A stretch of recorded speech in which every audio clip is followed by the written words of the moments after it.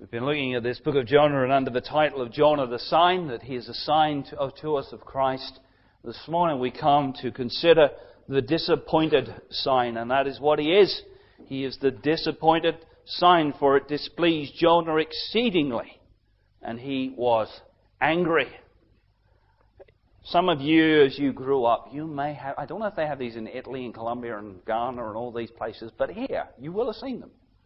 Some little square small books who were written by a man named Roger Hargreaves, I believe. Does anyone click on yet what it is?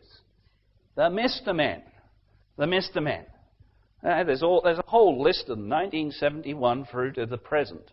And they don't get any better. It's obviously Movember that this one was written, for the last one written was Mr. Moustache. So that's good, isn't it?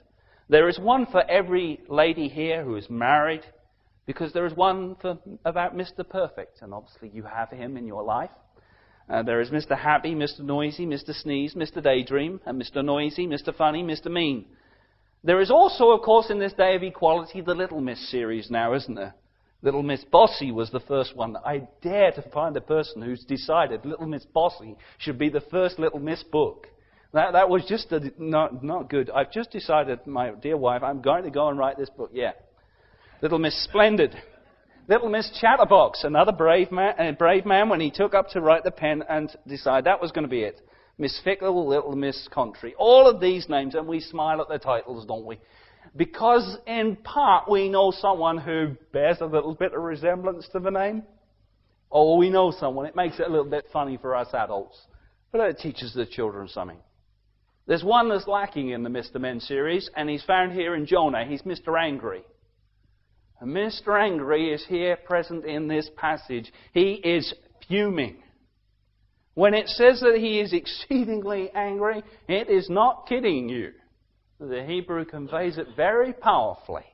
He really is not amused. And he takes up his mouth, his heart, to pray in such a mood to the God of heaven. And he meets a God who is not angry.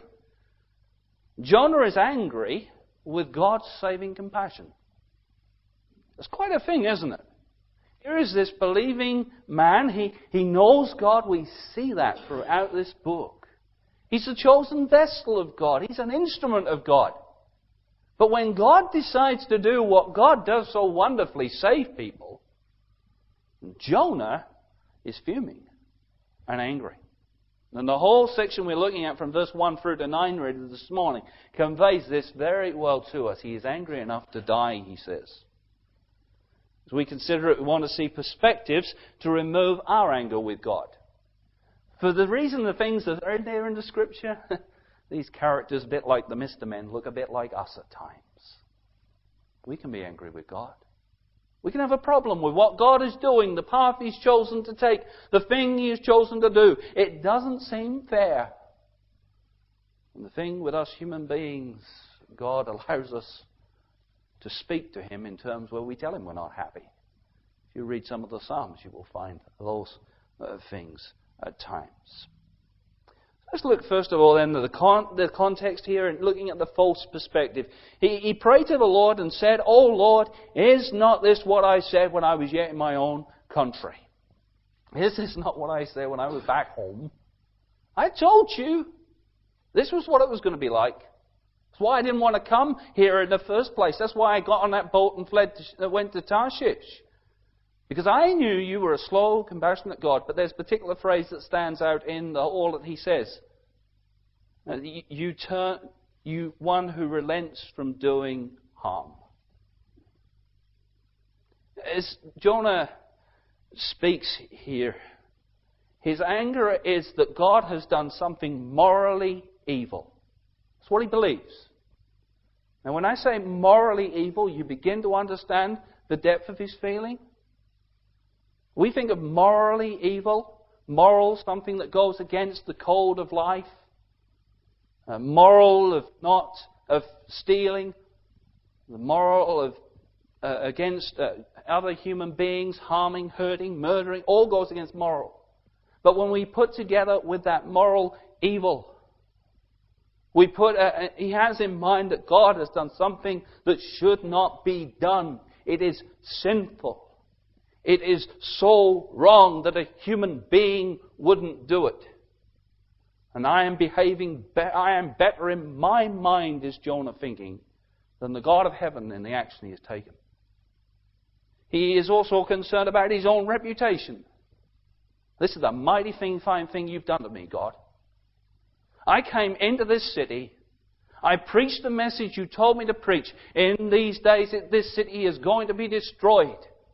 And you haven't done it. How am I going to go home and face all my people back home? Tell them the message I preached. I told them, and they deserved it. Look at the city, and we knew the evil. And I preached this message, and they deserved it, and God didn't do it. You made me look a right fool, God. You made me look a right fool. How am I going to go home? I'd rather be dead than go home. I'd rather you took my life now, rather than go back and tell about this. Now, obviously, Jonah came to his senses at a point beyond the end of the book, because Jonah was the only man with the information here contained. And Jonah did take up his pen, and he wrote it against himself, but to the glory of God's saving compassion.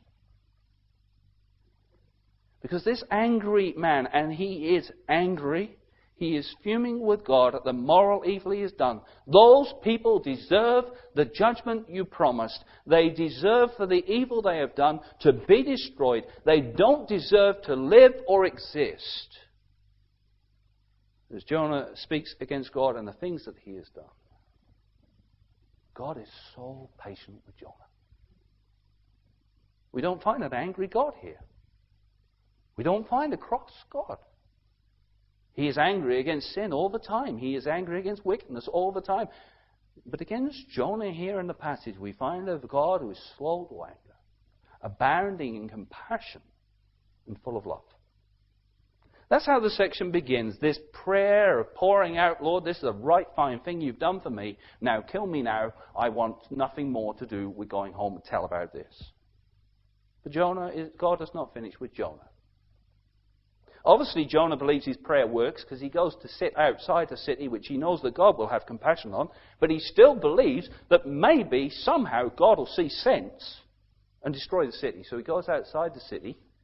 He drags together whatever he can find. He's obviously a better prophet than builder, because it's not a structure that he's able to raise sufficient to keep the sun off his head. And he raises this structure up. Now, God has pity on the man. And God causes a plant to grow up, a very swift-growing plant with large leaves, known as a gourd in some parts, castor oil plant it could have been, something to give shade to the man's head. And as he sits there on that Thursday, because there's 2 days here, he sits there, he is so grateful. I wonder if it went through his mind, well, it just seems as if God might have actually listened to me after all. I mean, there's a lovely plant here, I'm sitting here, and I can sit and well, maybe God is going to destroy this city after all. So he sleeps. He has a really good night's sleep, probably, and lays down. But in the morning, things just ain't quite the same. The plant just isn't looking like it did last night. And God has not prepared a big fish this time, but he's prepared a worm. And the worm has done significant damage to the root system or whatever, and the plant begins to wither and crumble. And Jonah begins to get the sun on his head again. He's got problems enough in his head, hasn't he, already? But he's got the sun on his head now. And then he gets something that we dread. If you're ever in East Anglia, you really don't want to go there when there's an east wind. It is the wind that just blows and blows heat. A vehement east wind. A biting east wind. A wind, we call it the lazy wind back in East Anglia because it can't be bothered to go round you. It goes through you. It is absolutely freezing in the middle of winter. I don't think they've invented a coat that can keep it out. And it finds a hole in the zipper somewhere to come through. It's a vehement wind. And he's really feeling fed up and glum over his situation. To top it all, God isn't destroying the city. The city is going on as it has. It is continuing. It still stands. But Jonah is in pain and in agony. The pain and agony he hoped would come to those people has befallen him. And he's beginning to moan now, not about what God has done in the past and mighty fine thing you've done, but he's moaning about what has happened about the plant. Are you right to be angry about the plant, says God? Anger is a strange thing, isn't it? We can be right to be angry and not sin. It is possible to do that. God is angry against sin, and He is absolutely right and proper and perfect in that. The Scripture tells us to be angry and not sin. But it is a difficult thing, it is an extremely difficult thing to maintain that. Because anger tends to burst forth from us and take control of our actions to go beyond the point where a reasonable thinking person would go. It often mocks a man, makes him look a complete fool. And it really does make Jonah look that fool in this passage. He is silly enough in his anger to pray to God. A God who he knows his character and he's perfect in all his ways. He's silly enough to get cross about a plant rather than seeing the foolishness of what he's doing. There's the picture of an angry man. And yet, as it goes in this relationship, Jonah is dealing with a God who is not angry with him. Jonah is fuming at what God has done. You have ruined my reputation. You have made me look silly. I am a fool. Now, take my life. Better to die than live. But God is not at all angry with Jonah. Because something has happened in that relationship that has to happen. Before a person can even be sent to speak on God's behalf, they have to know the salvation of God. They have to know a living relationship. And in order for there to be a living relationship between Jonah and God to talk to him in this familiar way, the anger of God against Jonah's sin had to be dealt with. And it had been dealt with. For God had determined that when His Son was sent into this world, His Son would die for Jonah's sin. And His Son would bear away the anger of God against Jonah. And there is an angry Jonah, but no angry God here in the passage. There's the false perspective we see. Let's have a closer perspective. This gets uncomfortable, doesn't it? Let's bring it back to where we're at. Do you do well to be angry? In our lives, we are human beings. It is a motion given to us from God in our created being. It is not a sinful thing in and of itself to be angry, but it is something that we twist and break as much as anything else. But there is specific anger here in this passage at the beginning, an anger with God. An anger with what God has done. It has come up, hasn't it? Yeah, my notes. Oh dear. Never mind. I will illustrate it myself here. Imagine this scenario. We all know and have children around us and young people. We have individuals. Many of us here this morning, we grew up in church. Some of us didn't. It doesn't matter on that point. Let's think as we come here, we're individuals, Christians. We see close to us a family member or an individual we know really well. They're not yet a Christian, but they have never shown any animosity towards God. They love to come along. They enjoy the messages. They listen to all that's going on. And we're pretty sure in the last few months, there's been real signs that they're going to come and trust the Lord Jesus Christ Himself. It just looks like that. You can see it in the things God's brought into their lives. And you just know that's likely. That just seems obvious. Suddenly, out of nowhere, a crime is committed against that individual. By a well-known individual. A serious crime, a moral evil is done by a despicable person who has a long reputation of doing wrong. They're caught in the act. They're sent off to prison.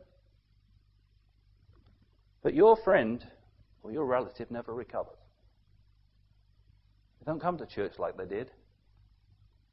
They're not thinking about becoming a Christian anymore. In fact, if it's possible, they might just not bother at all with God.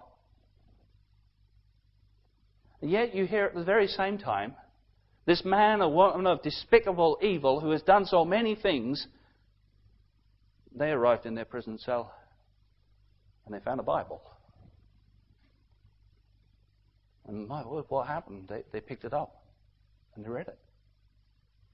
All men have sinned and fall short of the glory of God. Man alive, I've got a serious problem. And they come to understand the greatness of salvation. They seek out the Padre, and thank God he's a saved man. And he comes and he leads them to the Lord. And the life is turned around and the life is transformed. But your friend is now bound to an eternal damnation. And this criminal is saved. I'm pretty sure if that came close to your heart, you would be very tempted to get very angry with God right now. If it was your daughter that something was done against. These things come close to home. But the thing with anger is it doesn't always take something that big, does it? It's a mighty fine thing, God, you've done with me. Brought me and saved me. And, I've given all my time to you. I never failed to go to the outreach and be a part of things to share the gospel. And I've tried to share and, nobody's been saved. My own family don't seem to be wanting to know the Lord either. It's a mighty fine thing you've done with me, Lord. Because of our anger, we don't like God's actions and things. We expect Him to do something according to the path we want Him to do it. Jonah expected when he went to Nineveh, those people deserved damnation and the city should be flattened and they should all go to hell. And he was angry when God didn't do it because he felt he looked silly. My friends, we can be angry with God when He doesn't just do what we want. Some men spend a long time. They leave family, home. Years ago, it was the case when a man took out for missionary work. He would get on a boat, maybe in Liverpool or Southampton, and he would travel halfway around the globe, and he would expect not to come back. A man like William Carey would spend 7 years of his life. He would labor, he would struggle, he would have all the problems before he ever saw one person saved. But he had some temptations to anger. In your life, there are many things that can make you angry. Some of us, naturally, in our temperaments, we can't help it. We're hot-blooded. Angry with God. It's a close perspective. So what are we to do about it?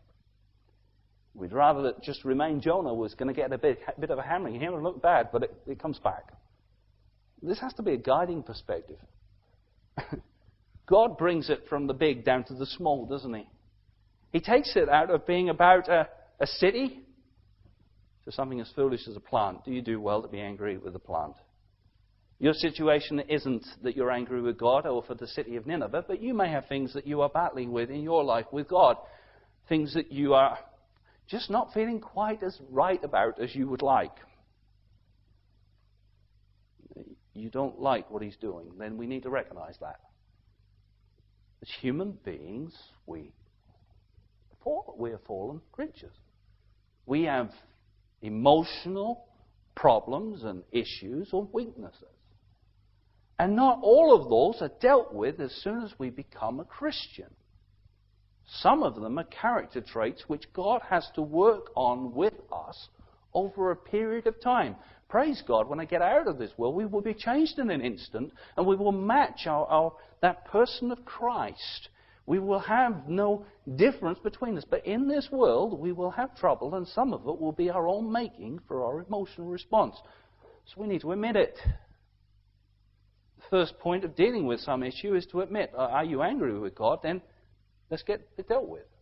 Some of us, it doesn't have to be something that's right now. I know matters I've had to deal with God over and come to terms with God over that go back a long way. And things that I think at times I will never ever get over, and they might cause me to arise in anger. They need to be dealt with. We're not here to deal with me and you in that way, particularly this morning. The need really for us, if we are to deal with anger, is to see what Jonah needs to see. The fact that God isn't angry with you, but concerned for you. See, He can't pour out His anger again against you if you're a Christian. We can't re-crucify Jesus Christ every time we sin. We can't put him on the cross and say, well, Lord, I'm sorry for what I've done. It's a finished work and it's a done work. And actually it was done before ever you were born or brought into this world. God loved you enough to put his anger against his Son for all the moral evil you had done. And he turned it all on him in order that you might know what it is to pray to him. To use a relational tool of prayer and speaking to God. You might know that closeness that you can say anything you want to God. He will listen. And he will help you. If you have a problem being angry with God, you need to know this: God isn't angry with you, because otherwise you wouldn't have had the breath to breathe the prayer you just prayed. You wouldn't have had the ability to convey it. But God heard every word that Jonah said. And he pitied Jonah enough to speak gently and plainly to him of his love and compassion, not only to the city of Nineveh, but really his love and compassion to Jonah. God knows the things he takes us through, and he knows the circumstances he puts us in. He's not a God who has to adapt himself every time something crops up as different. God actually knows what he's doing. The stars in the heavens move according to his plan and purpose, but that is no less true of every step you take and every moment of life you make. And God knows your ways and directs your paths. And he knows what he has asked you to do, and he knows why he has asked you to do it. But the very thing that you know that is because God has dealt with his anger. Yeah, we don't understand the things of God. There are hundreds of questions we might have. Why did God let that person take that person out of the world and leave this one? And why do those evil people survive and these good people seem to not? We have hundreds of questions. But we have no reason to be angry with a God who is not angry with us.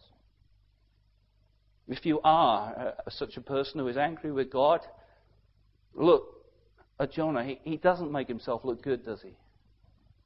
I mean, do you think to yourself, oh, I'd really like to be Jonah? I reckon of all the prophets in the Old Testament, probably Jonah is probably one of those least likely ones you want to get a copy of. He doesn't look good. And your anger is mocking you. And it doesn't make you look good.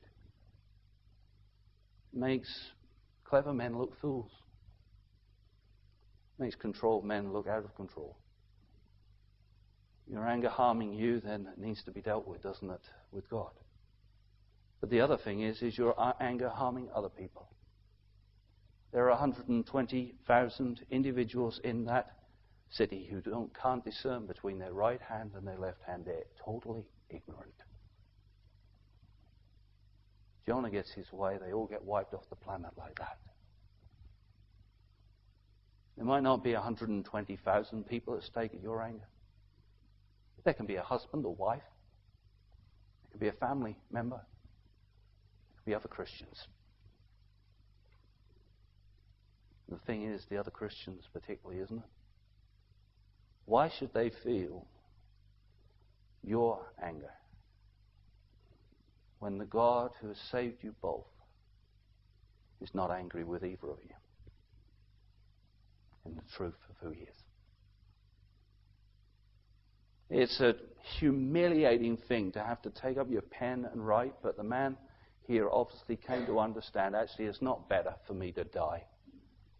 It's better to me to tell the truth of the compassion and mercy of God. A God who will put up with me. A God who has put up with my people who are abandoning him. A God who will relent of the disaster that he has promised. So anger, is it Mr. or missing? Could we write a book and sort of scribble your name? Or would you write a book and scribble your name and think, yeah, I probably deserve to receive one of those, Miss Anger or Mr. Anger?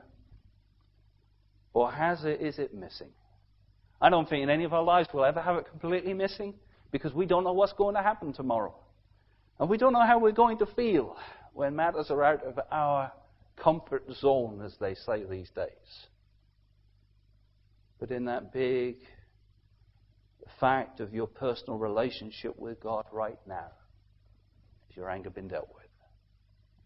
Because we're about to come to a table that demonstrates that God has dealt with his.